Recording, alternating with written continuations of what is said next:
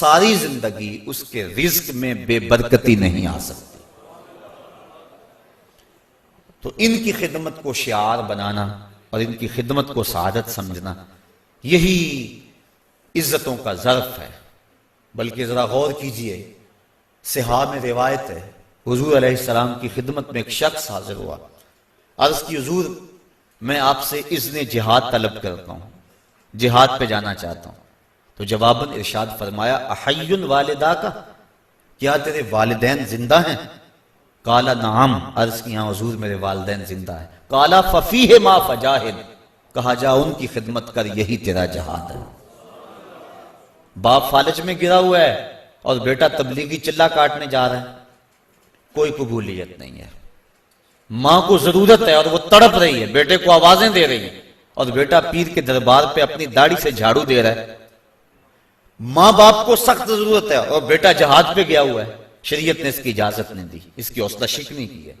ہاں اگر کوئی اور تمہارا بھائی ان کی خدمت کرنے والا موجود ہے تو پھر ان کے اذن سے تم جا سکتے ہو، لیکن اگر ان کو ضرورت ہے تو تمہاری سب سے بڑی نیکی یہ ہے کہ تم ان کی خدمت کرو، ان کی دعائیں لو، ان کی رضا میں اللہ کی رضا ہے۔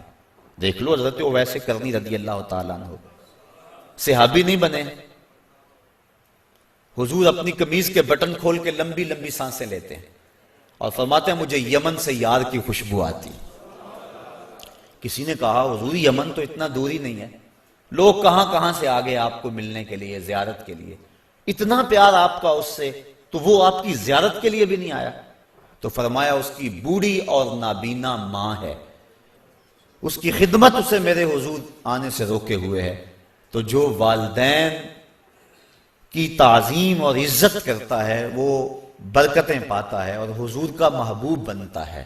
بلکہ حضور نے فرمایا کوئی اویس سے ملے اور میرا سلام کہے اور اسے کہے کہ میری امت کی بخشش کی دعا کرے، تو یہ طے ہو گیا کہ جو ماں باپ کی خدمت کرتا ہے اللہ اس کی دعائیں رد نہیں کرتا ہے۔ بلکہ حضرت اویس کرنی کو حضرت عمر فاروق اور حضرت علی المرتضیٰ ملے، جا کے حضور کا سلام دیا، حضور کا جب نام سنا تو آنکھوں میں آنسو امڈ آئے اور زاروں کے تار رونے لگے۔ کہا بتاؤ حضور کے لبوں پہ میرا نام کیسے آیا تھا، کیسے کہا تھا اویس کو میرا سلام دو؟ جب پیار اور محبت کا یہ عالم دیکھا تو کہا اویس اتنا پیار حضور سے تو ملنے کیوں نہیں آیا، زیارت کے لیے کیوں نہیں آیا؟ حضرت اویس کرنی رضی اللہ تعالیٰ عنہ نے فرمایا اچھا تم نے میرے رسول کی زیارت کی ہے؟ کہا ہاں، صبح و شام حضور کے قرب میں رہتے تھے۔ کہا بتاؤ پھر حضور کے ابرو جڑے ہوئے تھے یا کھلے ہوئے تھے؟ اب یہ ایک لمحے کے لیے حیران ہو گئے۔ کہا میں نے نہیں کی، مجھ سے پوچھ لو۔ کوئی دور سے دیکھتا اسے جڑے ہوئے نظر آتے، قریب آ کے دیکھتا اسے کھلے ہوئے نظر آتے۔ معلوم ہوا جو ماں باپ کی خدمت میں لگا ہوا ہے وہ حضور کے قرب سے بھی محروم نہیں ہے، وہ حضور کے قرب کی دولت سے بھی مالا مال ہے۔ تو والدین کے ساتھ حسن سلوک کرنا، اس کی تاکید کی گئی اور ان کی ناراضگی سے بچا جائے۔ جب والدین ناراض ہو جائیں تو رب ناراض ہو جاتا ہے۔ اللہ کی رضا والدین کی رضا میں چھپی ہوئی ہے اور اس کی ناراضگی والدین کی ناراضگی کے اندر چھپی ہوئی ہے۔ اللہ اکبر۔ تو والدین کی نافرمانی یہ دوسرا بڑا گناہ ہے اور اس سے اجتناب کرنا چاہیے اور ماں باپ سے معذرت کر کے ان سے معافی مانگ لینی چاہیے۔ علماء کہتے ہیں کہ 3 اشخاص سے ہاتھ جوڑ کر معافی مانگنے میں کوئی شرم محسوس نہیں کرنی چاہیے۔ ایک والدین، دوسرا استاد اور تیسرا شیخ۔ یہ 3 ہستیاں ایسی ہیں کہ کوئی غلطی ہو جائے تو فوراً معذرت کر لو۔ ماں باپ تو ویسے ہی جلدی معاف کر دینے والے ہوتے ہیں، ان کا تو دل ہی بڑا نرم ہوتا ہے۔ ایک صحابی ان کی روح پرواز نہیں ہو رہی تھی تو حضور علیہ السلام تشریف لے گئے تو آقا کریم نے پوچھا کہ اس کی ماں ہے؟ عرض کی ہاں حضور ہے۔ تو حضور اس کے ہاں تشریف لے گئے، فرمایا کہ تیرا اور تیرے بیٹے کا ماجرا کیا ہے؟ عرض کی حضور وہ اپنی بیوی کی بات کو میری بات پہ ترجیح دیتا تھا اور میں اس کو معاف نہیں کرنا۔ حضور فرمایا بلال اٹھو اور لکڑیاں اکٹھی کرو اور جب آگ روشن ہوئے پھر مجھے بتانا۔ عرض کی حضور یہ لکڑیاں کیوں اکٹھی کرنی اور آگ کیوں جلانی ہے؟ کہا اگر تم معاف نہیں کرو گی تو اس کی روح نہیں نکلے گی، تو اسے میں آگ میں جلاؤں گا۔ تو ماں نے عرض کی حضور میں نے معاف کر دیا۔ تو کہا بلال جلدی جاؤ تلقین کرو اسے کلمے کی۔ تو جب وہ دوڑے ان کے لبوں کے اوپر پہلے ہی کلمہ جاری تھا۔ تو ماں باپ کی نافرمانی، ماں باپ کی ناراضگی اللہ کی ناراضگی کا سبب بن جاتا ہے۔ یہ دوسرا بڑا جرم ہے۔ تیسرا کبیرہ گناہ قتل النفس، کسی جان کو قتل کرنا۔ جس نے کسی ایک انسان کو قتل کیا گویا اس نے پوری انسانیت کو قتل کیا، اور جس نے کسی ایک انسان کی زندگی بچائی گویا اس نے پوری انسانیت کو زندگی بخشی۔ اور اللہ تعالیٰ فرماتا ہے جس نے کسی مومن کو جان بوجھ کر قتل کیا اس کی سزا جہنم ہے۔ اور حدیث میں آتا ہے کہ مومن کو حق کے علاوہ تم قتل نہیں کر سکتے ہو، اور حق تین ہیں: ایک شادی شدہ زانی، ایک قتل کے بدلے قتل قصاص، اور تیسرا دین سے بغاوت کرنے والا۔ آپ اس حق میں کسی کو قتل کریں گے، اس کے علاوہ آپ کسی کو قتل نہیں کر سکتے۔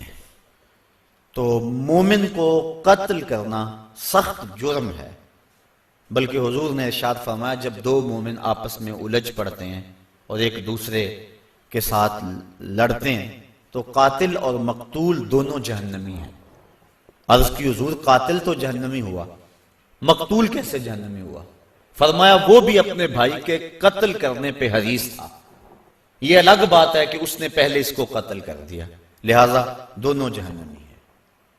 اور ایک حدیث میں آتا ہے کہ جس نے قتل کے اندر نصف جملے سے بھی مدد کی، پورا جملہ نہیں کہا، آدھا جملہ کہا، اور اتنی مدد کسی کے قتل میں کی، تو فرمایا قیامت کے دن اس کی دونوں آنکھوں کے درمیان لکھ دیا جائے گا کہ یہ اللہ کی رحمتوں سے محروم ہے۔ یہ جو قاتل پارٹی کی طرف سے ان قواریوں پہ جاتے ہیں اور کہتے ہیں جی برادری کا مسئلہ ہے، ذرا وہ اس بات پہ غور کریں، جس نے آدھے جملے سے بھی مدد کی تو اس کی آنکھوں کے درمیان یہ بات لکھ دی جائے گی کہ یہ اللہ کی رحمتوں سے دور ہے۔ تو قتل نفس، علماء کہتے ہیں کہ قاتل کا گناہ جو ہے وہ معاف نہیں ہوتا جب تک اس کو 3 ذوات معاف نہ کرے۔ ایک تو اس میں اللہ کا حق ہے کہ اس نے انسان کو پیدا کیا تو اس نے اسے قتل کیا، تو سچی توبہ سے یہ حق معاف ہوگا۔ دوسرا حق مقتول کا ہے کہ اس کی جان کو اس نے ضائع کیا تو وہ اگر معاف کرے گا تو معافی ہوگی۔ اور تیسرا حق اس کے وارثوں کا ہے، ان بچوں کا ہے جو یتیم ہو گئے، اس بیوہ کا ہے جس کا سہاگ اجڑ گیا، ان بہنوں کا ہے جن کا سہارا چھین لیا گیا، اس بھائی کا حق ہے جس کی کمر توڑ دی گئی، اس بوڑھے ماں باپ کا حق ہے جن کی آنکھوں کا نور چھین لیا گیا۔ تو یہ تیسرا حق جو ہے وہ ان وارثوں کا ہے، تو اگر یہ راضی ہو گئے تو پھر معافی ہوگی۔ تو جو قاتل ہے وہ ان 3 ذوات سے معافی کا طلبگار ہوگا، اگر معافی ہوئی تو پھر اس کی جان چھوٹے گی، ورنہ اس کی جان نہیں چھوٹے گی۔ چوتھا کبیرہ گناہ الزنا۔ اللہ تعالیٰ نے قرآن مجید کے اندر صاف واضح اور 2 ٹوک الفاظ میں ارشاد فرمایا لا تقربوا الزنا، زنا کے قریب بھی نہ جانا۔ کیوں؟ انہ کان فاحشۃ وساء سبیلا، یہ فحش کام ہے اور انتہائی برا رستہ ہے۔ عقلاً بھی اس میں فحاشی ہے، شرعاً بھی اس میں فحاشی ہے، اور عادتاً بھی اس میں فحاشی ہے۔ تو کوئی بھی شریف شخص زنا کا ارتکاب نہیں کرتا، اور حدیث میں آتا ہے جب زانی زنا کرتا ہے تو اس سے ایمان نکال لیا جاتا ہے۔